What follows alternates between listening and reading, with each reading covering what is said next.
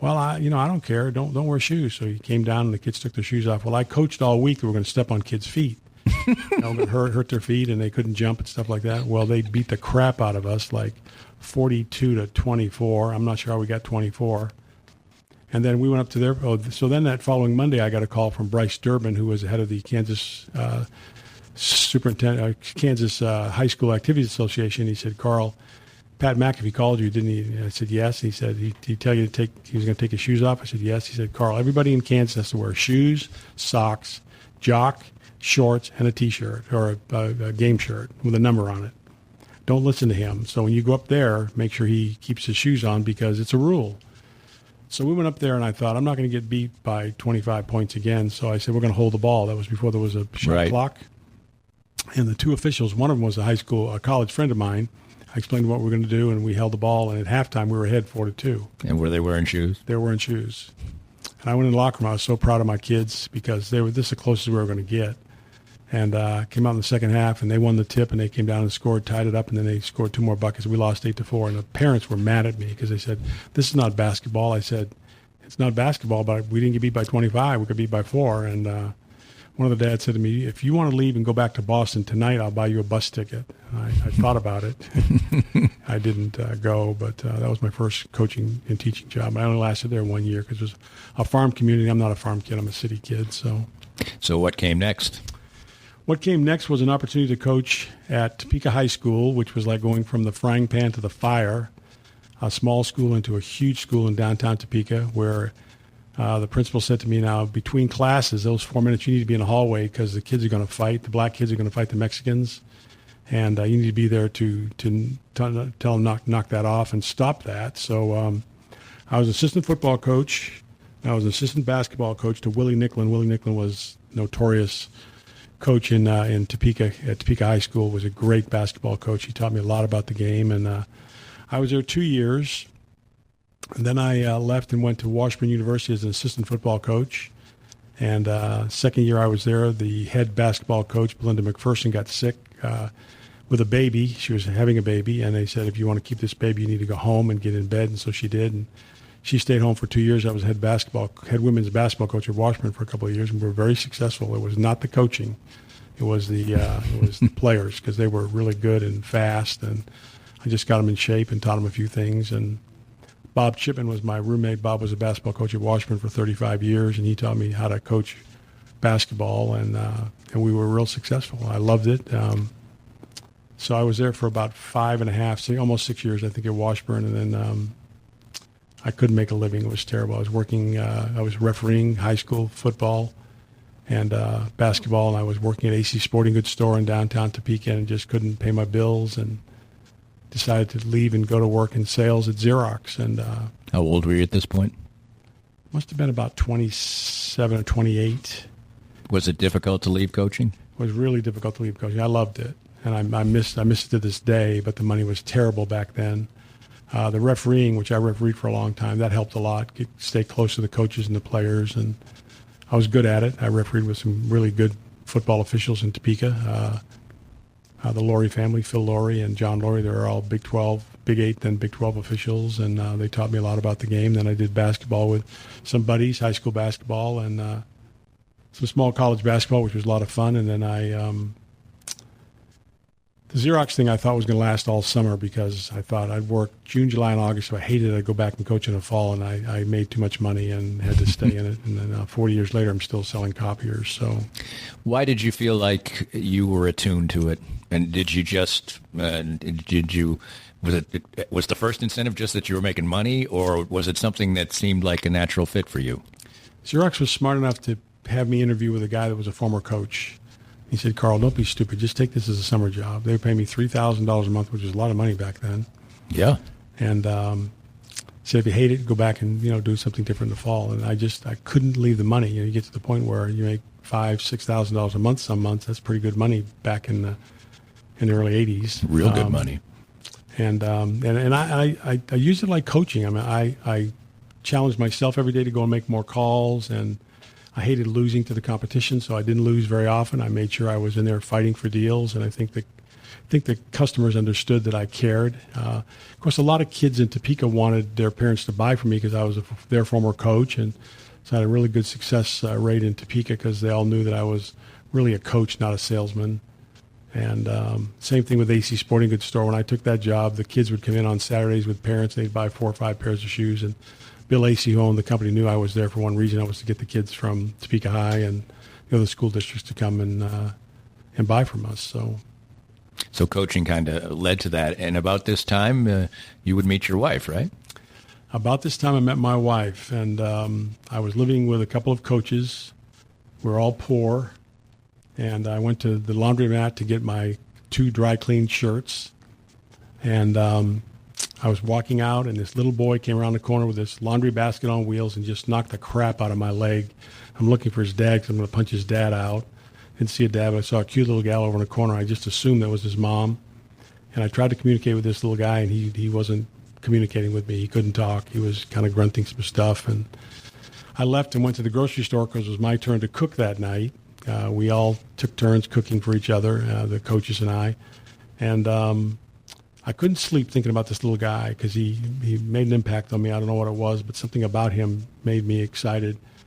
And the next morning I drove by their house because I'd followed her home, not intentionally, but she was going home the same way I was going home. And I noticed where she pulled in, and I went by the next morning on my way to work, and I noticed there was only still one car there, and I thought, well, maybe she's not married. So I pulled over, and I wrote on the back of my business card, I saw you at the laundromat last night. If you'd like to have coffee, call me. No call for 2 weeks, and I thought, she's never going to call. The husband probably got the car, and he's going to pound me out, And so one morning the phone rang, and she said, my name is Shelley Starks, and I'm calling you because Becky Bradley, my best friend here at Stormontville Hospital, told me to call you because you coached her brother at Washburn. And she said, you're a good guy. So we had coffee that night, and that weekend she invited me over for steaks on the grill, and I got to really meet Nicholas, her son, who was 4 years old at the time. And I fell in love with this kid. I'm in a swimming pool in their driveway, about a 1-foot plastic pool, and he and I are playing, and it just felt good to me, and I think I fell in love with him that day. And then we dated for a couple more weeks. I took her to a Royals game, and I knew then that I was really in love with her. And about a week after that, I said, Nicholas and I are going to get married. We're wondering if you'd like to come along. She said, are you asking me to marry you? I said, yes. And she said, well, let's do it. So the 3 of us got married. We didn't know each other. We only knew each other 90 days and had a big wedding in her hometown of Iola, Kansas. And 38 years later, we're still together as a family. We have a daughter together, and she's crazy about her brother, and we're just lucky. You have, when people would look at the chronology of your story, they, meeting your wife when her son was young, and he's a special needs child, that would seem to have been a stumbling block, not for some people, not an entree or a way that it wasn't something from your description in any way that you had to think about, is this something I want to, have be part of my life? It sounded like it was a special thing for you from the start, and that's pretty unusual, and to me says something quite important about you. Well, I've thought about that a lot, and it never came up. I never thought that I didn't want to do this because I was crazy about him. I knew he needed a dad. His dad was not part of the system. As soon as he found out Nicholas was special, he was gone. It was almost like a challenge, like I'm going to help this kid make it in life. And he is now 42. I remember the first week, or second week I was with him, I took him to the car wash. It was one of the car washes where both doors come down and you're kind of locked inside, and he freaked out. And I'm consoling him, holding him, because he's going out of his mind. He turns the radio on, and the antenna comes out, and it breaks windows in my car, and we couldn't get out of there quick enough. Went back to the house. Shelley said, "What happened?" I said, "We went to the laundromat." She said, "Oh, Nick can't go to the car wash." I said, "Nick can't go to the car wash." I said, "We need to put a list of things that Nick can't do because right. I don't want to go through that again." And you kind of are assuming you want him to do things. I want him to do lots of things. In fact, we do lots together, like baseball games and riding the trolley cars downtown. And about a month ago, I took him on the trolley cars, and we rode it 8 times. We went down to Union Station and back 4 trips, 8 times, and it was wild. And I knew everybody on the train, and he was having a blast, and I just didn't want to stop it. But I brought them back to Massachusetts, Danny, to meet my family when I met them.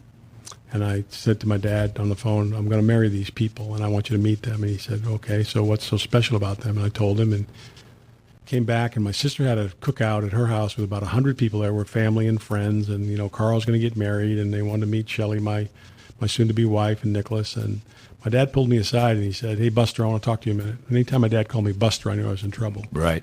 He said, this kid's dad screwed him over, didn't want any part of it. If you ever do that to him, I'll never speak to you again. And I said, wow, that's a big deal.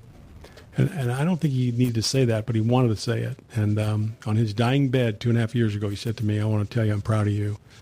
I said, about what? He said, about Nicholas. And I knew what he meant. So that was my dad. He taught me until he died.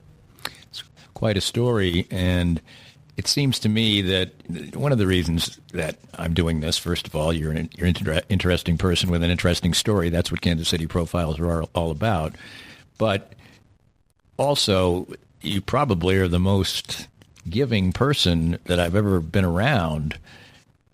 You try to cover it up with kind of a veneer of the masshole veneer, to use what we started out with a little bit. In some regards, were you always like this, or would you give maybe Nicholas credit for this? I give two people credit for this. My mother used to take us out with trash bags on the side of the road and pick up cans and trash, and we'd take the cans and she'd sell them at this place, and then she'd go give the money to a group home. Or we had a nephew, I had a cousin actually in my family who was special, and I never knew he was special. I didn't even think about it. He's just Louis, and I think I learned early on that people are going to be different, and so just deal with it.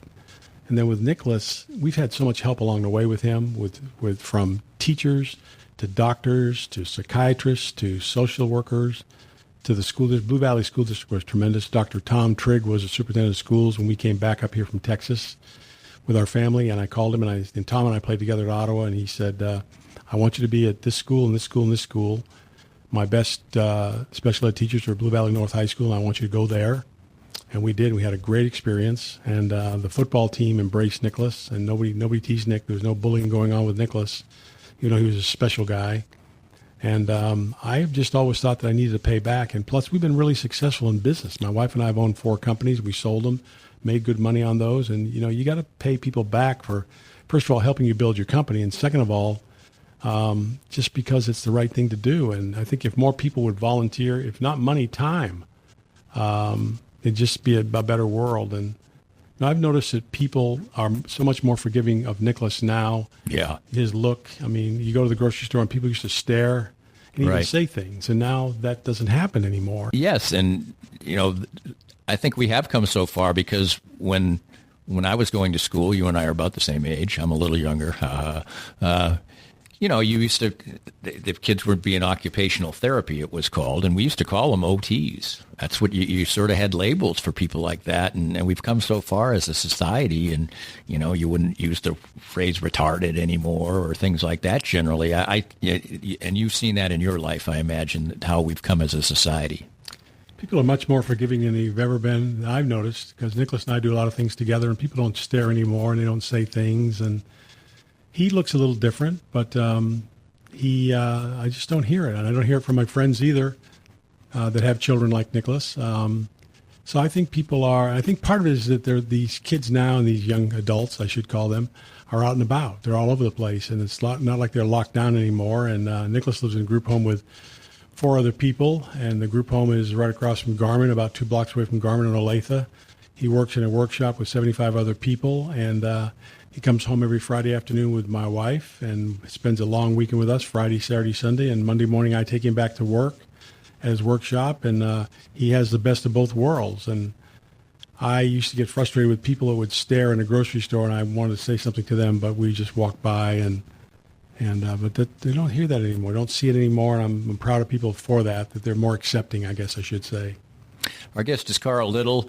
He is my friend first and foremost, but I'm going to tell a story about that's interesting after the break. He is involved, of course, we'll get to the world's worst copier and the copier drop, which is such a big part of what Carl's charitable enterprises are, and many people are involved with that, and many people are involved with the charitable side of that. We'll talk about that as well. But we got more fun tales to tell as we move along right after this. More of Danny's Reasonably Irreverent podcast after this. Get a refreshing change